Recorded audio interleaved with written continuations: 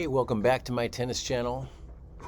Don't remember that don't be average, be a tennis savage, and have the capacity for tennis tenacity. All right, today we're going to talk about my 3 favorite tennis players of all time. And it's a great subject, so I'm going to do this mostly by decades. So the 1970s to the 80s, 1980s to the 90s, and the 2000s through today. So first of all, let's start with the 1970s. And we're going to talk about my favorite player of that era. And for most people, that player is John McEnroe, and he was pretty amazing. But he is not my favorite player of the generation. My favorite player is Jimmy Connors. Now, Connors was awesome to watch, and so was McEnroe. And the rivalries that Connors had with McEnroe were some of my favorite of all time. Connors was resilient. Well, anyway, Connors started playing tennis at a very young age. Had exceptional talent and dedication early on. He honed his skills in his hometown of Belleville, Illinois, and went on to play for UCLA. He turned professional in 1972.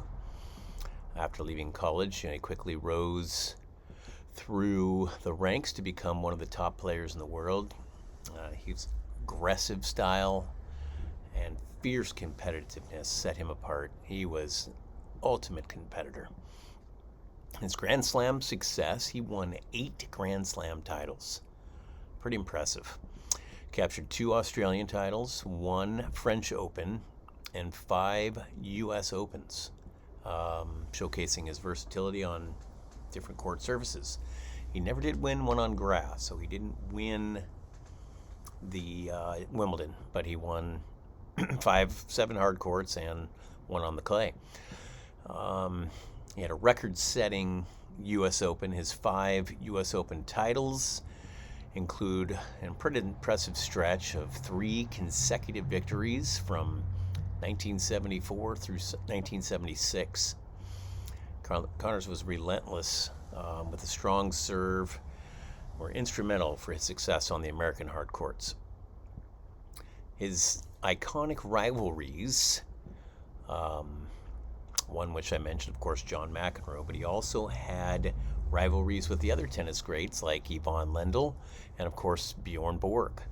And, I enjoyed tennis back in the 70s with those 4 I just mentioned.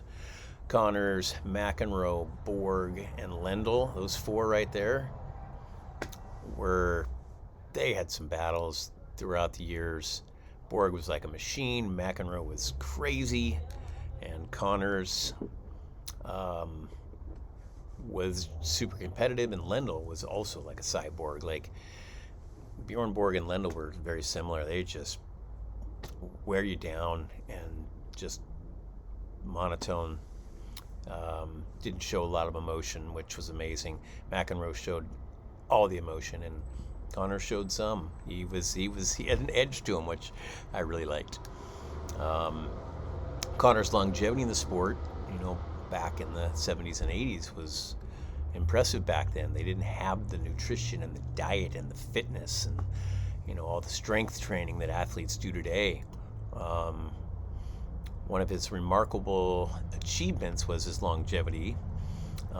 He continued to compete at a high level well into his 30s, defying conventional wisdom at that time about an athlete's prime. So he was one of the trendsetters that you could still be a very good professional athlete into your mid to late 30s.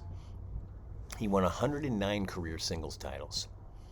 Connors holds the record for the most singles titles in the Open era with astonishing 109. This record reflects his consistency and ability to win tournaments over a sustained period. His fiery on-court persona, Connors was known for an intense and fiery on-court demeanor. His passionate displays of emotions endeared him to fans, I was one of them, and made him a polarizing figure in the sport. He was among the first players to popularize the two-handed backhand, which has since become a common technique in modern tennis. I use a two-handed backhand. I can hit a one-hander, and I tried to switch at one point, but I went back to the two-hander. I just control it better. His aggressive baseline style of play also had lasting influences on the game. And post-retirement contributions after retiring from professional tennis, Jimmy stayed involved in the sport for a little bit as a coach and commentator. His insights and expertise continued to make him a prominent figure in the tennis world. And I'm going to try to get an interview with Connors because I know one of his best friends. More details on that later. Okay, number 2. So Connors is my third favorite. Number 2, second favorite is Andre Agassi.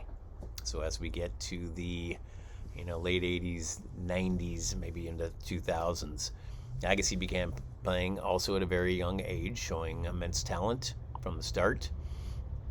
He has a highly unconventional but effective playing style characteristic by his powerful ground strokes and return of serve.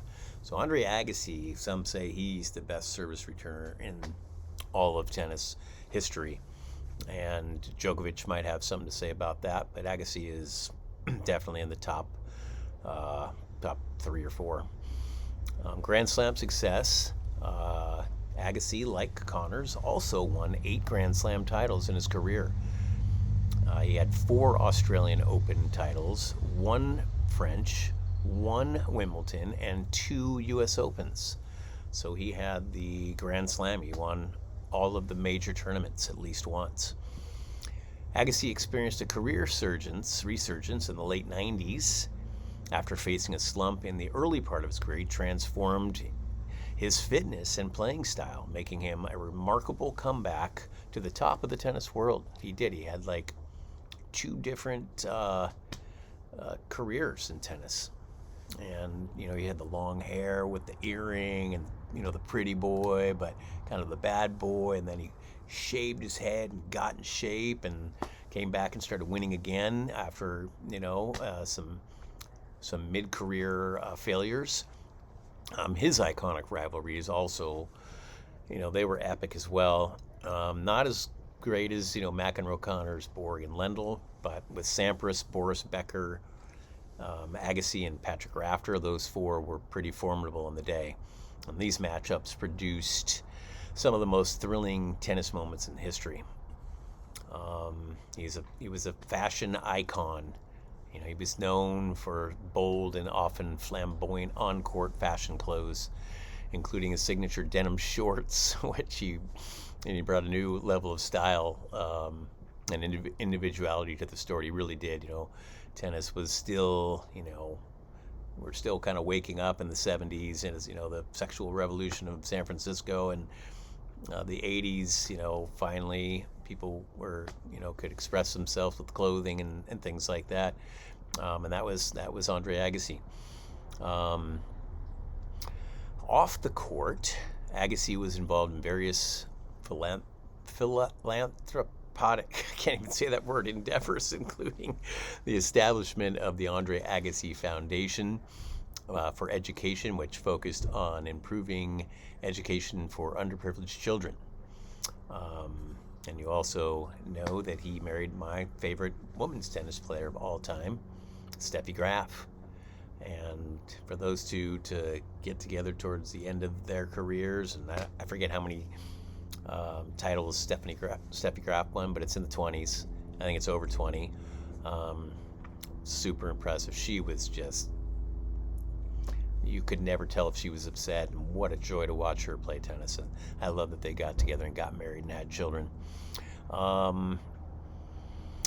Agassi's impact on the sport extended, beyond his playing career. His dedication to the sport, along with his charitable work, left a lasting legacy in both the tennis world and society at large.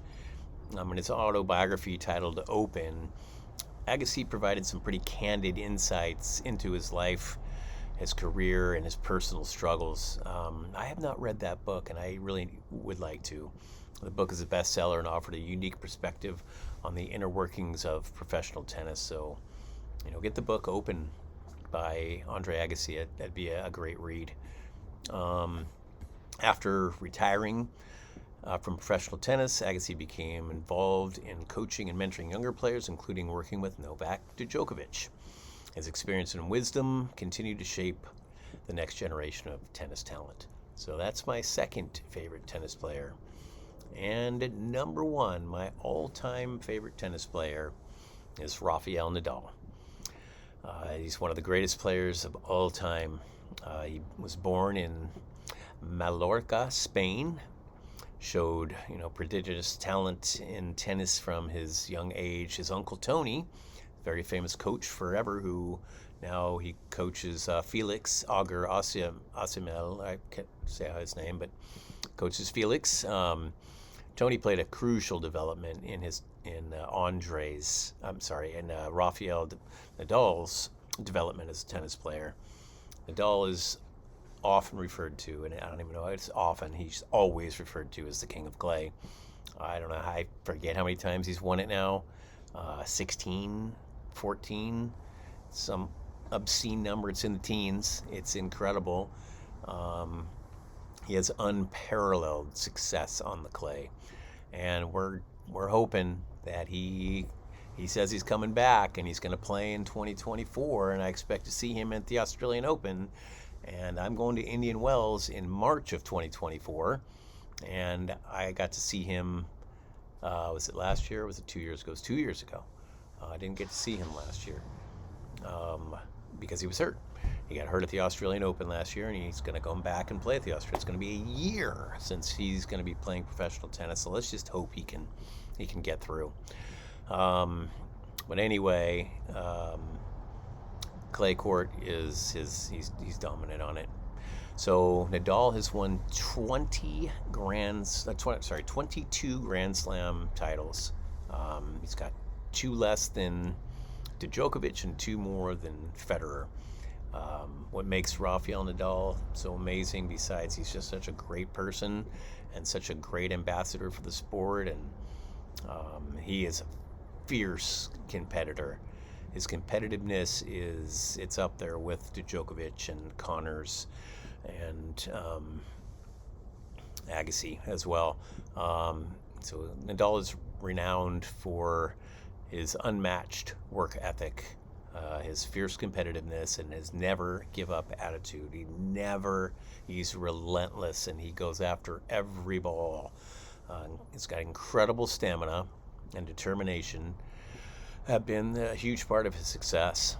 His rivalries are obviously with the big, it's the big three. It's Federer and Djokovic and Nadal. It's those three. And his rivalries with Federer, when he beat Federer at, with the U.S. Open, I think it was, on the hard court, to win the U.S. Open. That was a huge turning point in his career. He showed he could, win on the hard surface. He showed that he could win against Federer, and he dominated Federer. He won more matches against Federer than Federer beat him. And Djokovic kind of owns Nadal. He doesn't own him, but I think he's won more times against Nadal. So it's this triangle, and those three will ever be linked in tennis for the end of time. Pretty amazing witnessing these guys win 66 major tournaments. The number's ridiculous. 66 out of I don't know how many. There wasn't that many people that won other than them. Probably, not even 80 out of the last 80. They've won 66. I'm just throwing that number out there, but I think it might even be less.